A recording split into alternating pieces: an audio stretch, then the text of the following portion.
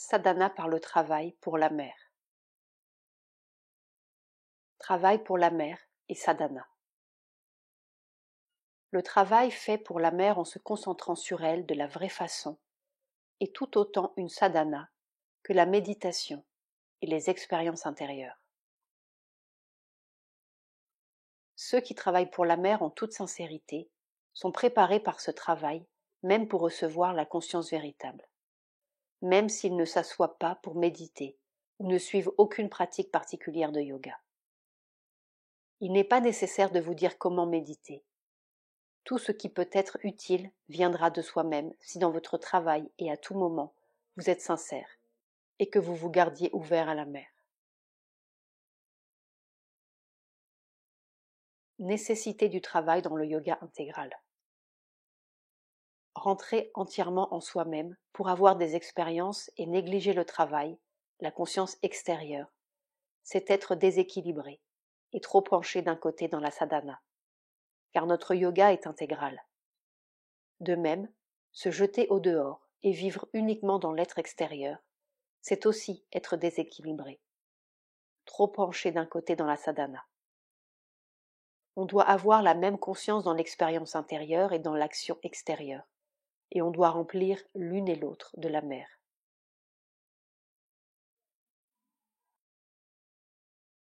Il n'est pas bon de passer tout son temps ou la majeure partie de son temps en méditation, à moins d'avoir un mental très robuste, car on s'habitue à vivre entièrement dans un monde intérieur et à perdre contact avec les réalités extérieures. Cela entraîne un mouvement unilatéral et inharmonieux et peut causer une rupture d'équilibre. Avoir la méditation et faire le travail, et dédier les deux à la mer est la meilleure chose.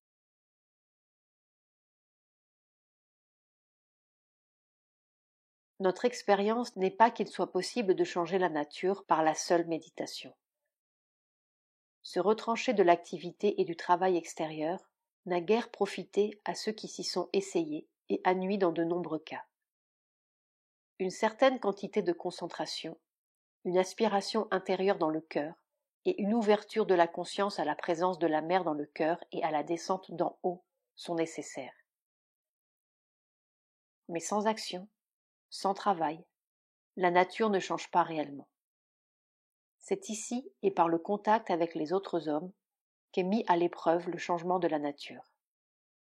Quant au travail que l'on fait, il n'en est pas de supérieur ni d'inférieur.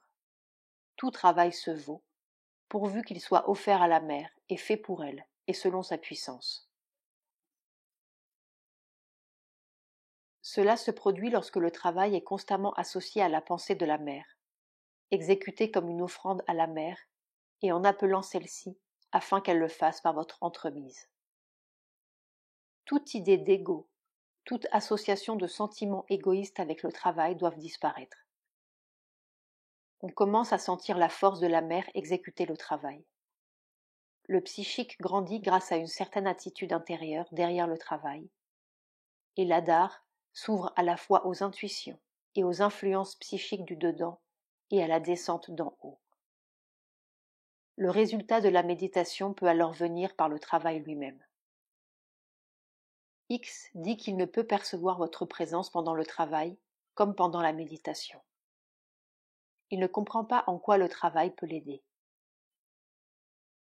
Il lui faut apprendre à consacrer son travail et à sentir le pouvoir de la mer œuvrer par cet intermédiaire. Une réalisation subjective purement sédentaire n'est qu'une demi-réalisation.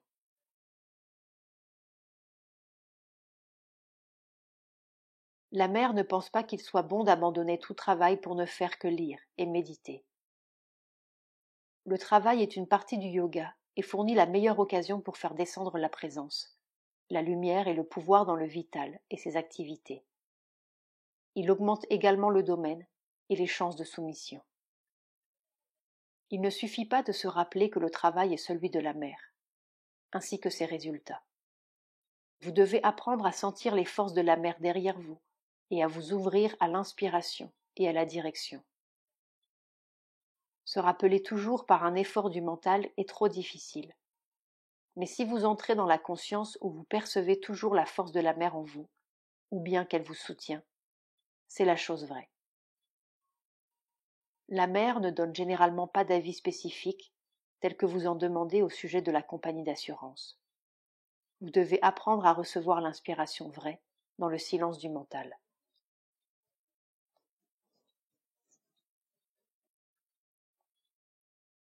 Ceux qui vivent en paix et samatha, mais ne font aucun travail pour la mère, ou ne travaillent qu'un petit peu, seront-ils transformés? Non, ils n'arrivent à aucune transformation.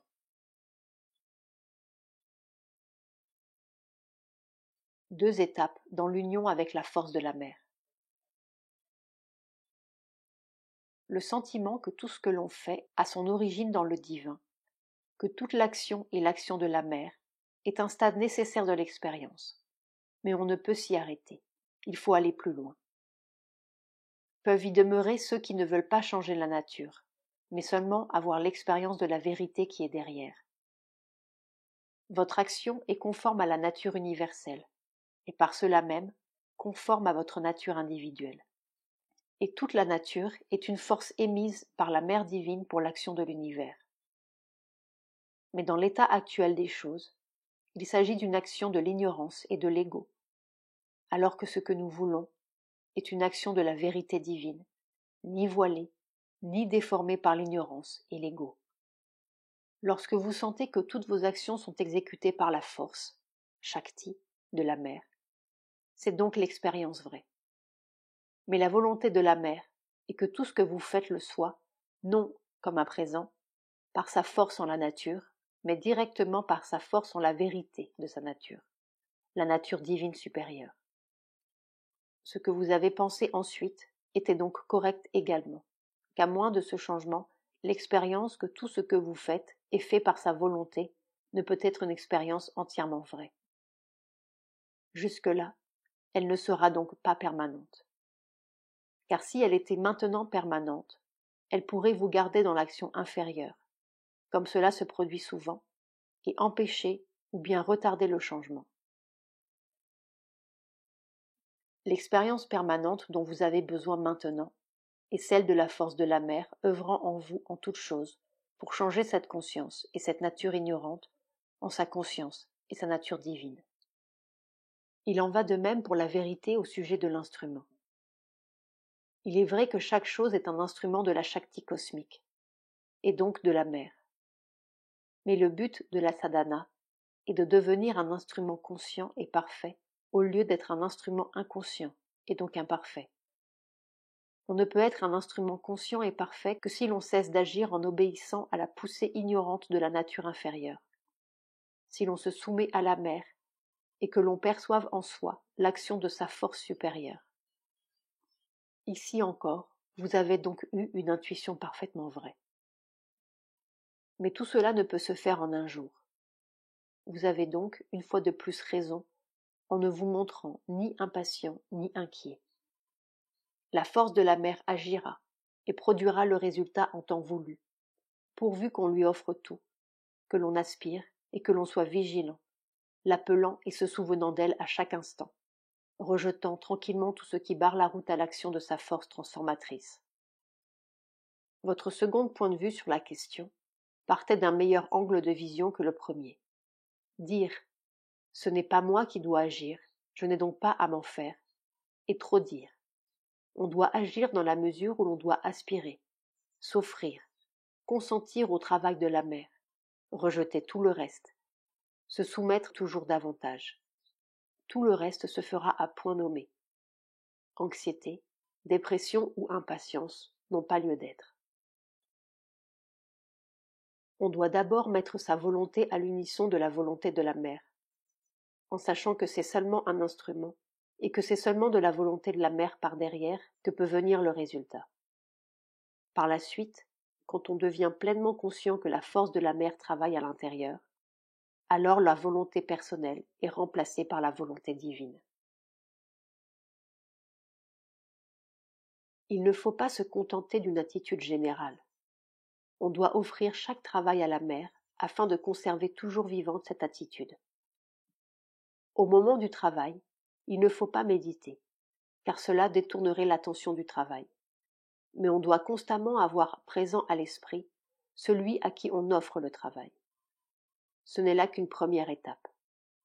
Car lorsque vous pourrez avoir constamment la sensation d'un être intérieur calme, concentré dans la perception de la présence divine, tandis que le mental superficiel fait le travail, ou lorsque vous pourrez commencer à sentir toujours que c'est la force de la mer qui fait le travail, et que vous êtes seulement un canal ou un instrument, alors, au lieu du souvenir, aura commencé la réalisation automatique et constante du yoga, l'union divine, dans le travail.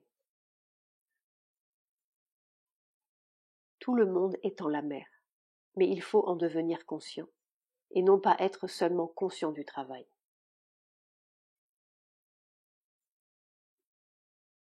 Est-il exact que l'on devrait sentir ce qu'est la présence divine qui nous meut et fait tout pour nous?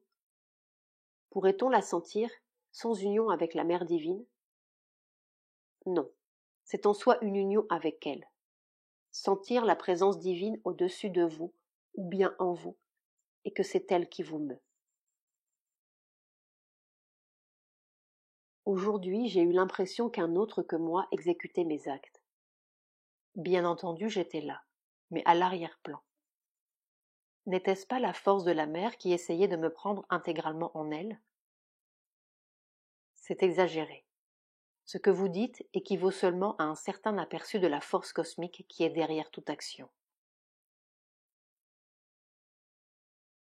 Comment faire pour que la volonté soit une avec la volonté de la mère?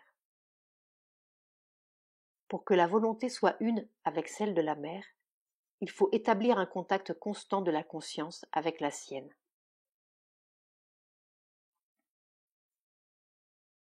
Que faut-il entendre par ce contact constant de la conscience avec celle de la mère, que vous dites être nécessaire à l'union avec sa volonté? Est-ce un contact mental ou psychique? Cela veut dire l'ensemble, avec le psychique pour base. Mon analyse psychologique indique qu'il ne nous est pas toujours possible, à nous, Sadak, de laisser la mère travailler en nous spontanément. Il arrive en effet que quelque chose en nous garde ses distances et lui ferme les portes. Je pense que le mieux serait que nous développions notre volonté, de façon que quelque chose puisse toujours être là et nous aide à rouvrir les portes. Je ne parle pas d'une volonté d'ordre vital ou mental, mais de volonté véritable. Voudriez-vous avoir la bonté de nous éclairer sur les moyens de la développer? Le seul moyen est 1. De percevoir à l'arrière une force consciente qui utilise le mental, etc. 2. D'apprendre par la pratique à diriger cette force vers son objet. Je ne pense pas qu'il vous paraisse facile de faire tout de suite l'une ou l'autre de ces choses. On doit commencer par apprendre à vivre dans la conscience intérieure plus profondément que vous ne l'avez fait jusqu'à présent.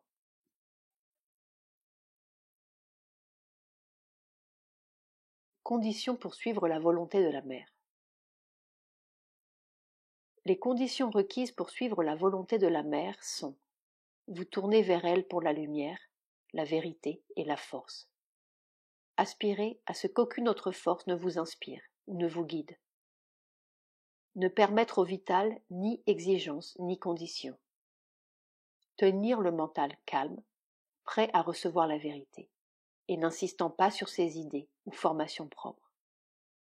Enfin, garder le psychique éveillé et au premier plan, afin d'être en contact constant avec elle et de savoir vraiment quelle est sa volonté.